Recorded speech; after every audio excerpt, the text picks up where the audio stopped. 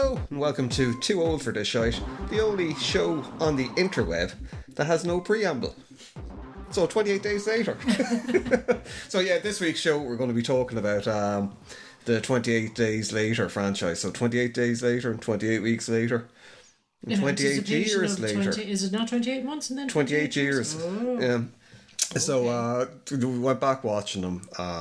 So it's just a discussion about it. If you don't like it, I don't know what to tell you. But yeah, what did you think looking back on? Shit. End of. Yeah, they were fairly terrible, yeah. No, I had actually, it's been so long since I watched either of them. The first one I'd seen more frequently, so I remember that a bit better. Well, we got that on DVD. Yeah. So I think it might have been, no, it wouldn't have been, I think it might have been actually some of the first, you obviously can't see it, but anyone that's fans of Seinfeld, there is an episode. Seinfeld, where George Costanza starts pretending that he's got like a twitch in his elbow. And you just did it. your elbow just involuntarily went out to the side. I have a twitch in my elbow. I do have damage. But yeah, anyway, sorry. But yeah, I think it was part of I think some of the first DVDs that we bought, maybe, if I'm thinking correctly, when we got a DVD player. I suppose it would have been around 2002, 2003. It would have been DVD era. Before that, we would have been still on VHS. Yeah, we and that's kind of, but like that's what we looked at a lot, because as well the whole thing, sure, people. I suppose it's gone now because people aren't really buying DVDs as much, but the whole thing with the special features was new. And like obviously us being like Director's big film fans, it was just like, that. oh my god, this is fucking great. Like we can look at, or the director's commentary and all that. The background behind it. And the thing, I don't think there was much actually on. But having said that, it probably was the case as well that DVDs at the time were probably about like 25 quid or something like that, if not more.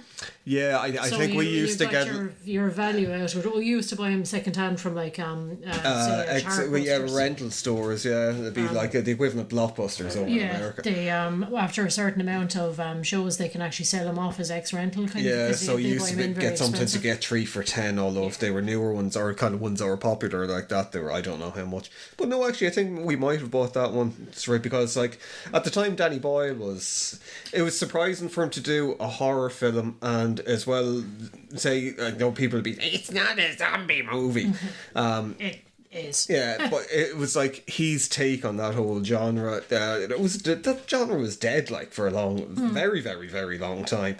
And I think it was shortly after that thing, the remake of Dawn of the Dead came out. Anyone can hear the clacking around. That's our infected dog.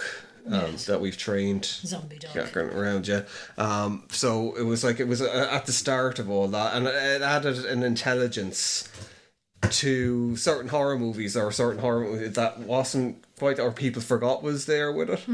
So it was quite an important film when it came out. It was a big surprise that someone like Danny Boyle was, because it was off the, I suppose, Train Spotting. It was Danny Boyle was the director. Wunderkind. And like he didn't let down. It was a massive hit, obviously. Yeah. If it wasn't, we wouldn't be talking about. Well, we probably would be talking about it if it wasn't. Yeah, absolutely. Fucking nearly 20, 30 years later. If we're going back, it's part of the big hype for it. Obviously, since coronavirus, we've experienced that firsthand. But the opening shots were all like sort of Cillian. What's his name?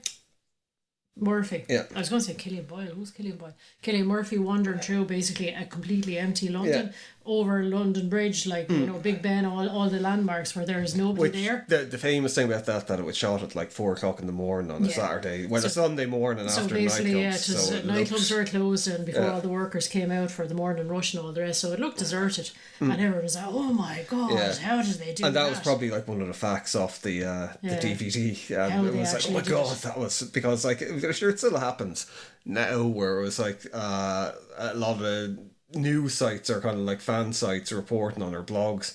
They just like fucking rob stuff out of like DVD commentaries and try and pass it off as like they had insider knowledge of how a film was made. And because not a lot of people, especially at that stage, DVDs weren't, even though people that were buying them weren't listening to directors' commentaries. Remember we got Conan the Barbarian Oh my god. when it came out, and it was just because it seemed that like the director's commentaries were like a gimmick, so everyone was like trying to do it. Well, like not that they were a gimmick, but that there was this feeling in with some people in That you Hollywood, had like to do older it. stars, and Arnold Schwarzenegger's commentary on Conan is like awful.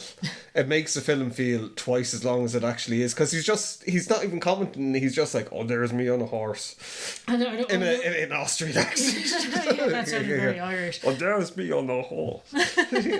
But a lot of it was then like, and then I touched her boob. Yeah, It was there's a very lot of Patrick Stewart, wasn't yeah, it? but And there is a lot extras. of stuff that I don't know if it's if it is around, if they had any sense of it. Although then again, I suppose it's I think everyone just accepts that Ernie was a bit of a perv when he was younger, Yeah. and it was just I don't even think, I think it was just the culture that was with it, and especially with what the I mean. bodybuilding Yeah. culture, you know, where they were kind of, I just well, they were all doing so much fucking cocaine and Yeah. fucking everything, but yeah, We're not it's all about talking Conan the Bar. Yes, you But, have a tendency to ramble. yeah, But it was that's like, why we don't do preamble, because we're going you to just fucking ramble anyway. Yeah. But like that would have been a big thing at the time, the fact that they managed to get sort of London completely and utterly devoid of all life and people, whereas you know that's a kind of a commonplace sight nowadays because we're so used to like lockdowns and stuff. Yeah. So it's not really as much of a oh my god kind of a moment. Yeah. Like I think at that stage London was very, very much a 24-hour city. Yeah, well, when people, I think that was the thing why people were like, fucking, why is there not even taxi drivers around? Or, like, Delivery drivers, yeah, like, I lived in the capital city, you lived in a capital city before, and it is like, you have shift workers, there's a lot of shift you have workers. other 24-hour shops, you have 24-hour restaurants, you have people just always wandering around. It's rare, like, in a big city to get it like that. But yeah, it was fucking a hit when it came out. It subverted the genre, I suppose. You had like the pretentious people with they're not zombies, they're infected. Yes, we know they're infected, but it's just Yes. short code for Yes. yeah. It's like, I mean, Well, I that suppose- although then I suppose you could say that some of John Carpenter, you could say, well, The Prince of Darkness isn't like a weird time traveling fucking demonic possession movie. It's a cowboy movie like Rio Grande. I don't know. What's with the voice? That's my inner Asshole. yes.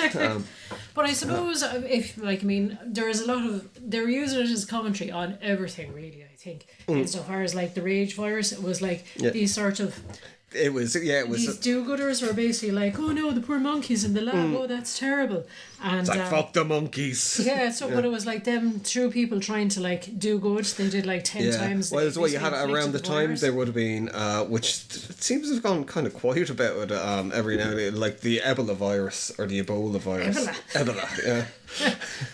I don't know, I'm not pronouncing things right today. But you had that was in the news a lot, kind of like a bit before. 9/11 happened, as in like the Twin Towers attack. Happened when they were making the film, so a lot of people go, oh my god, it's like, you know, influence, and it's on that. not really like Yeah. it's But it would have been around that time as well. There would have been a lot of uproar about animal testing in labs and stuff like that. That seems to have all died There off. always is. Well, yeah, I suppose you don't hear too much No, of it it is anymore. like there people were very concerned for a while, and now everyone is like, "Ah, fuck it, yeah, just smear shit into rabbits' eyes, so like I can have my tasty fucking grub or my lipstick or whatever the hell it It's is." how much? Yeah, test it on children. I don't care so long as it keeps prices down. But yeah, it was sort of that was only like a very kind of a quick 2-minute kind of an opening sequence, really, I suppose, and then it moves on from there.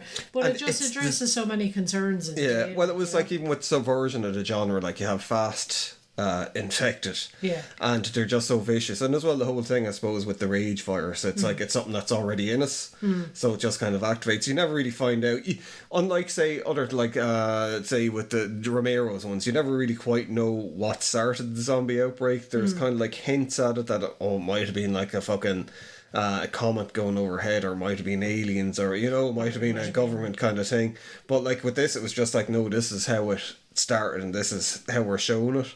And then it like just jumps like with the 28 days later to Cillian Murphy with it, like it was just so fresh at the time, and I think going back watching it.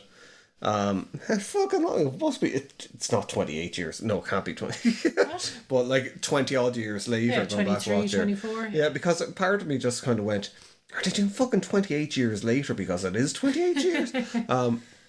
But it holds up. Oh, very much so, Unfortunately, because there was some legal fucking drama with the rights to it, so it wasn't on streaming services for a long time. I don't know, there might be a Blu-ray version of it out now, but the version that we were looking at, the quality isn't great. You know, like when you're looking at it on modern TVs, it's like, I don't know, it's like, yeah, it looks like you're watching something from the 1960s. So like that's one thing where I kind of have a bit of a. And it's obviously not a problem with the movie, but it's just kind of like when you're looking at some bits going, geez, I wish that was a bit clearer.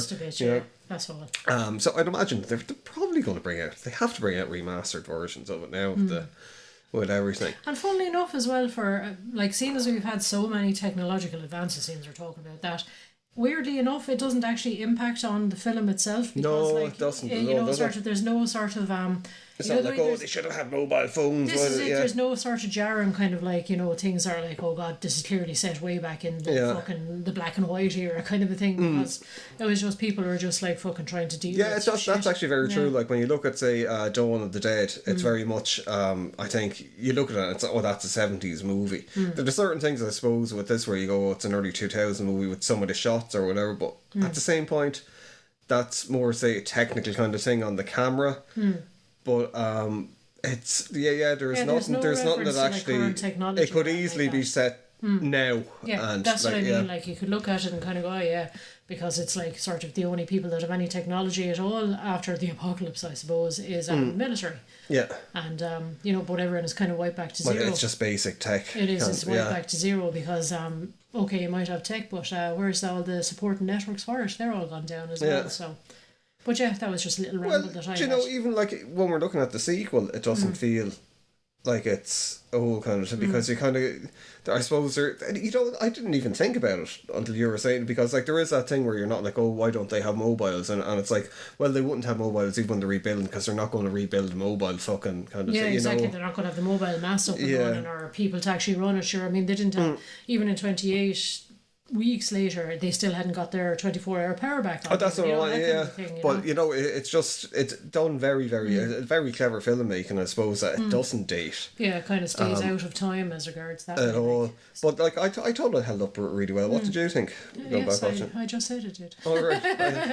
But no, it did. Like, I mean, even sort of, there was the music that was used as well. It's still as impactful nowadays as, it was back then, because again, that was, who was it that did the opening kind of, the sort of the pound of music? I can't remember. Okay, so I shouldn't have brought it up unless I knew then, I suppose. But it's the kind of the theme music, I suppose, for it, if you know what I mean. That still holds up well. It's still... It's iconic for it. I don't think it was actually done for the movie. I think it was actually used in something else, but it became... associated with the film. And it just has that kind of weird sort of overpowering dread where it's just like keeps building, and it's just like, oh god, there's no escape from this. Well, Cillian Murphy is fantastic in it as well, and I kind of, for some reason, I forgot that Brendan Gleeson was in it. As well, and he does a really good English accent. That's it. I was kind of like, oh, there's a lot of Irish people in it. Then he comes out with, all right, mate. The accent is like, what? Yeah. But it's like, again, I suppose as well as regards sort of the film itself holding up, like Cillian Murphy, I suppose, would have been at the start of his career back then. Oh yeah, that would have been Brendan Gleeson would have been sort of early enough as well. He would have been maybe in The General in a few bits before that, but he wouldn't have been well known. Yeah, he was kind of like a late bloomer with stuff, wasn't exactly. He was a teacher, I think, or something beforehand, wasn't he? And he transitioned in his mid-40s. And Naomi Harris as well. Like, she's a very, very big actress now. Like, so we got people at the right point in their careers. And good actors, if you know what I mean. Like, it wasn't sort of a case of flash in the pan. But Danny Boyle has had a knack. For picking for that as well. Like, he has, like, I mean, like, you just look at fucking the cast of Trainspotting. That's a Hugh McGregor, sure. Yeah, Jesus, But I thought it was fantastic. It's still really good. There are some kind of bits in it that I think are still genuinely shocking. The effects still hold up with it, and the story is just timeless, really. With it, isn't it? It is, and I mean, like, they don't hammer on it too much, but like, it is this sort of terrible thing, like, you know, sort of he gets out, he has to suddenly deal with this, whereas other people have had time to adjust, kind of a thing. So it's all new to him, and literally he only finds out then it's like, oh well, my family are dead then as well, and he has to face the horror of going and finding his parents. They kind of do a similar thing in The Walking Dead with Rick Grimes.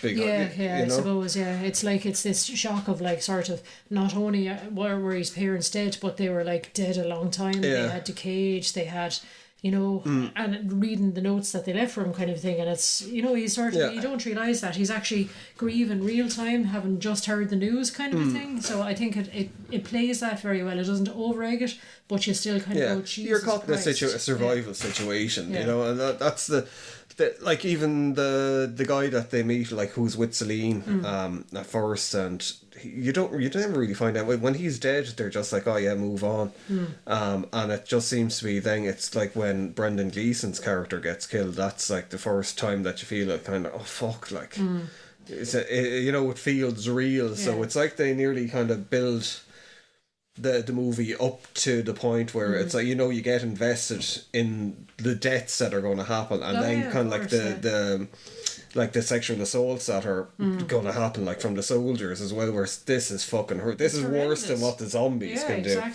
But I suppose like I think Celine kind of, it's part of her dialogue actually. I think she highlights why it's so terrible. It's like everybody else is just like one person on their own. They've already lost all their connections and they're trying to band together. But she was like, well, they still have each other. It's a father and daughter. I think it's a reminder that there's civilization still out there, and that there's still room for people to act like humans. Yeah, exactly. And then seeing that kind of taken away by, like, they don't know how he got infected, and it was like a freak ass. He didn't get it. Random, do we spoil it? but yeah, you know, but I forgot that's how he, because when they got there, it was like how does he get turned again, and like how does it? So like you're after getting all that way, and then it is literally so pointless that you look up and fucking a crow. It's nearly like when the soldiers show up, it's nearly like The Mist, and you kind of think, oh well, maybe they're going to be saved, or they're going to be, and then it's like, no, they would have been better off dealing with the infected insteed of these fucking cunts. Like these. Yeah, it's always like humans are worse monsters than any other monster you can conjure up, and they are, like, you know. Now I mean, like, it's again, you sort of, you have, there's some of the soldiers are kind of horrified by what's going on. There's some it brings out their worst selves, their horrible base things. And the guy that's like the worst, he just even like that's perfect casting because he just looks like a cunt. He's Slinge, exactly, and he's got that really horrible mannerisms. He's like Jack the Lad kind. He's real kind of South London kind of, you know. I know the craze. Yeah, it's kind of a wild boy kind of thing, and you think like he would have been like that with or without a fucking zombie apocalypse. He would be the type that on a night out, he just, right, okay, I'm just going to be fucking bollock something. Assault someone or sexually assault someone. So it was perfect casting. But then it does kind of make it a bit, you end up pulling back out a little bit then as well, because the sergeant major, whoever he was like, well, we have to rebuild, and how are we going to rebuild unless we have children and women to procreate, kind of thing. We need to build society up again. He's looking at it from this really weird, very detached point of view, and you kind of go, well, he's quite obviously insane. He's a psychopath, like, you know, so he just doesn't understand. He's probably just been in the army too long. I know what that's it, but that's the thing, it is like very top down problem solving. It's like you don't see the people in it, you just see like, oh well, there's chess pieces and this has to happen. So that's when he was like, I caught Jones with a gun in his mouth. He's like, what was I supposed to do? These are my boys. He's a little bit like, say, maybe a worse version of fucking, oh my god, why can't I think of, he said the head vampire in Peter Pan in The Lost Boys. Yes. God, what was, my god, I like, honestly, I've seen Lost Boys must be in the hundreds of times. Peter or something? It is Peter. It's fucking, oh my god, this is shocking. Does it matter? Yes, it matters to me. It might not matter to you. No, it doesn't. It matters to me. Yes. But yeah, the first 28 days later, amazing movie. It still holds up. 28 weeks later, couldn't remember that as much. With it, and when we put it on, I was really surprised. Rose Byrne was in it. Jeremy Renner. Fucking what's his face? Your man Hamish. Fucking what's his name? Hamish. Huh? Idris Elba? No, he played a character called Hamish. Well, Idris Elba is in it, The man that played Begsby, and Robert Carlyle is in it. That's it, And there's like quite a lot of Again, a lot famous of big people stars, in it. yeah, such. And the opening to it, my God, it's probably one of the most brutal openings to a film I've seen in a long time. I forgot how fucking good it was. And I think the opening is about 20 minutes. It doesn't feel like it though. yeah. It feels like it goes by in a flash because there's so much action straight away. But it sets Robert Carlyle up as just, you cannot sympathise with him. He is just, he's worse than a coward. Yeah. Runs away and leaves his wife to what he thinks is zombies killing her or whatever. Yeah. But that was the thing, that's what I said at the end of the whole thing. It's like that whole family, they basically just kept fucking the whole thing going and reading. They were just, the family they were selfish all along. Like it started off, he was selfish, he ran away, he was a coward, he didn't stop to save his wife. And then when it turned out that his wife actually had been saved and she was being held in the start of the medical thing, he was selfish enough that he had to go in and try and reunite her. But she infected him deliberately as well. That's what I mean, but then she infected him, and of course then it was the outbreak again, and then it was like, okay, we'll try and save these two kids because they might be the key to solving the virus. Yeah. And yet everybody gets killed. Yeah. Everybody else gets killed, and they're selfish enough that they basically fuck off over to France and spread it. And they infect Paris. They infect the rest of the world. Now, so it's this one family keep fucking. Now apparently there has been like people online kind of saying, oh, they're going to retcon the end of and like we were saying, the end of 28 Weeks Later ends with like on a cliffhanger where it's like they're in Paris. Yeah, and all you can see is all these like the rage sort of people. So you're kind of like, fast. Oh my god, and. Like, so you think, oh, with the new one, but it's not. In the new one, Britain is isolated. I think they're saying that it's like they basically nuked Paris. So there's been like random outbreaks around on the continent, but they've been contained quickly enough. Whereas like Britain is just like a no-go. Yeah. Zone. Luckily enough, it's an island, so you can properly isolate it. But apparently, I saw an interview with Danny Boyle, and he was saying that the virus has evolved. So it's like you have these weak ones that the infected that they basically live in not live in the ground, but they lie down just feeding off the earth. It keeps them going, and then you have like some alpha ones, which are going to be big ones, which we haven't seen yet. I'm sure there's going to be a load of other bits and pieces with loads of surprises about it. But 28 Weeks Later, fucking. Because I don't remember particularly liking it when it came out. Probably because it was a bit of it was nearly like Aliens to Alien. Yeah. It turned into a kind of a military operation kind of a thing, and it was like, just... But again, it was like fucking people will do anything to save their own skin as such, which we all know, and that's, people are doing this, and... Some people try to do the right thing, as in like Rose Byrne is trying to do the right thing. She's trying to save these kids so they can possibly Jeremy Renner is trying to do it as well, and then they end up just like making everything. It's just like the military kind of like their way. It's usually it's like at the end of Return of the Living Dead where they're kind of like, all right, fucking firebomb, but it's just seen. Because it's for people who haven't seen it, if you're listening to this, I'd imagine, but just in case you haven't, it's 28 weeks later. It's like the virus they think is after basically people are infected after burning themselves out. Because the way the rage virus works is, your body, your metabolism goes into hyper mode. So they're after starving out. So they think that all the infected are dead. So they're starting a rebuilding plan in London, led by like the Americans. Marine force that are in there, and it's all going well until they find like the Robert Carlyle's wife that you think is after dying at the start of it, who's still alive back in the home, but she's infected, but she's not like turned. And she's passed it on to him, and then within like fucking minutes, like her death is fucking horrific. It's like beyond gruesome. I did that really shocked me because I did not remember being that fucking violent. And then he just the deaths in this, because in 28 Days Later they show bits and pieces, but they don't show. I suppose probably there's not many people dying in it as well, I suppose. It's mostly running from him. But in this, it's like there's a lot of people get killed. And it's really showing how quick it can fucking spread. Like there's a bit in an underground car park where like everyone, when they're trying to quarantine, they basically push all the survivors down there, and Robert Carlyle's infected gets in and basically just starts turning everyone. And then like the military's response is like, first they try taking out the infected, and then it's like, no, fucking... just fire kill everyone. Exactly, fumigate. But that's the thing as well, like, I mean, it's...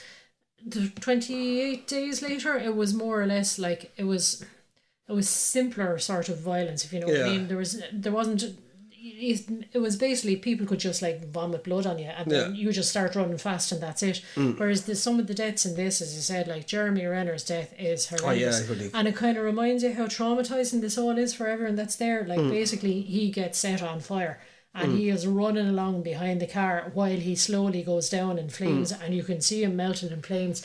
And the two kids are looking out the back window, horrified, watching this as well, guy. because you kind of think as well, say with normal films, it's like, oh well, he's a soldier that's rescuing people, he's going to make it to the end, he's going to be the hero, and he's going to do it. And it's like he get killed by other soldiers. So the soldiers in this, where they're set up as the good guys at the start, trying to. They're cold-blooded. They're not yet. They're murderers, like and it's vicious and it's so action packed. And even like there's stuff where like London gets fucking napalmed, and there's just a lot in this. There's so much more, and like it's a great action film. It's kind of a chase film at the end where it's like trying to escape from London. It is, and I think as well it has like it actually is probably a number of horror films rolled into one. It has elements to say like The Fog or The Mist as well, because obviously they start fumigating the place, so they're trying to escape, and everywhere they turn this mist is rolling down, and if they go into the mist it's going to poison them, kind of a thing. So you have all these weird little elements to that, like, you know.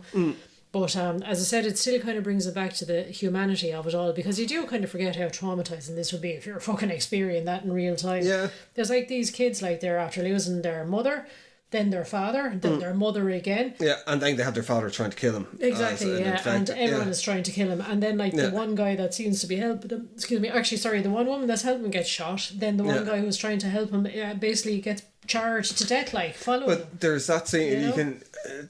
I'd imagine there's part of the film was kind of like influenced by survival horror games that were kind of starting to come out at the time as well, because you have... I'd imagine Amnesia, The Dark Descent and all that were kind of out, because there's that bit where Rose Byrne is going into the dark in the underground tunnels with the kid, and she's just using the night scope. The night scope, the night vision. So she can't really see much, and they can't see anything. And now the kids look genuinely, I'd imagine they could have only done it in the dark. Yeah, that's it. So they're walking over dead bodies going downstairs, so I'd imagine it must have been fairly tricky. Yeah.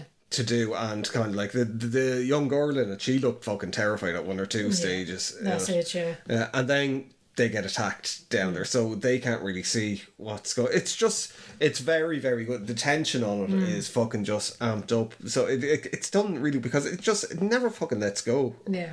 You kind of think it's set up nearly like it's going to be a family movie, and it's like, oh, these kids are after going off and find the mother, and it's going to be really uncomfortable for the father, and it's going to be dealing with all those things, and it's like, nah, fucking infection, fucking straight away, just like, and it's just like, I mean, even at the start as well, like when it was being set up and they're starting to like shoot people back in, I was like, why the fuck would you bring people back before you have everything set up? And it's like, well, that's why you don't. It's just like how quickly everything fell apart. Well, even Rose Byrne's character was like, why would you bring kids? Like, it's no one told me, it's way too early, and the kids are responsible because they sneak out and they find that's what I mean, it's this one family the whole fucking time through their selfish acts. And like, I mean, you don't kind of think of it that way because they're like the main characters in the film. So, oh, the poor children, I hope they get away. But you're kind of like, the father is selfish. Fucking, okay, the mother was hiding away. But I do feel sorry for the poor mother.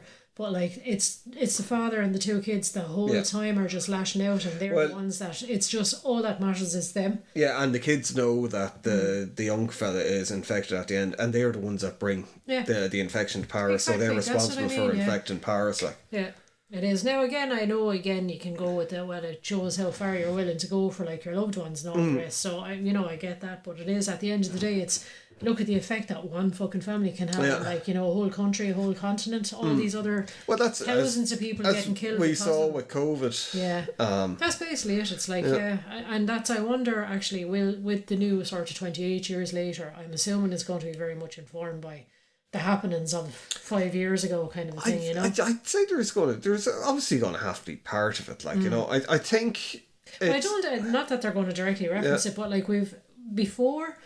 it was only an imaginary situation. Do you know what I mean? We haven't in this generation or even previous generations. We haven't seen quarantine how works, how like a really fucking fast moving disease works. Yeah. Whereas now the whole world is after living through it, and you see how things actually go. See, in practice. from what I think they were trying to get the 3 films made since 2011 or something like that, or 2000. I was reading something an interview with Alex Garland a while ago, and he was talking about saying that it just got stuck in fucking development hell for ages. So I think most of the film was planned before COVID even happened, and they went into like production of it like before COVID. So you know, I don't know kind of like, you know, how, but like it'd have to in some way. That's it. I mean, suddenly kind of like, as I said, some mechanisms that you'd be kind of like, well, I've seen that in practice, so I know how that would happen now, or I know how people would handle it, you know. So it's going to be exciting seeing Danny Boyle back in this world as well. And Alex Garland is like, Alex Garland, I think is one of my favourite directors at the moment.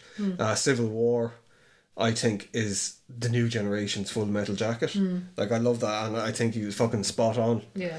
Well, sure, look at what's going on at the moment, like, Jesus Christ. Like, it's just fucking great. I'm going to have to make sure that Alex Garland is the same person. I know he is. I fucking know. Yes. Are you sure? Yes. I just had to check because I was like, fucking what if? Yes. What if you were wrong? Oh no. But it's 28 weeks later. I think I nearly enjoyed that more than 28 days later rewatching them. Yeah. Apologies again for the dog walking around the background, but if it's annoying you, it's a poor little dog. Like, he's a little Jack Russell, and you're giving out just over like him having a little bit of freedom walking around. Yes. Well, you'll be giving out about him when he's annoying you later on as well, when he's running around with his toys. He'll be like, shut up, shut up. Playing with his action force. And but I think I enjoyed 28 weeks later more than 28 days later. Now, that could have been just because we've seen 28 days later. That's so what I mean. I think we've seen it so often. It was like a more familiar film. You know the way it's like, you're kind of like, you remember most of the beats and you know where it's going, so there's no surprises.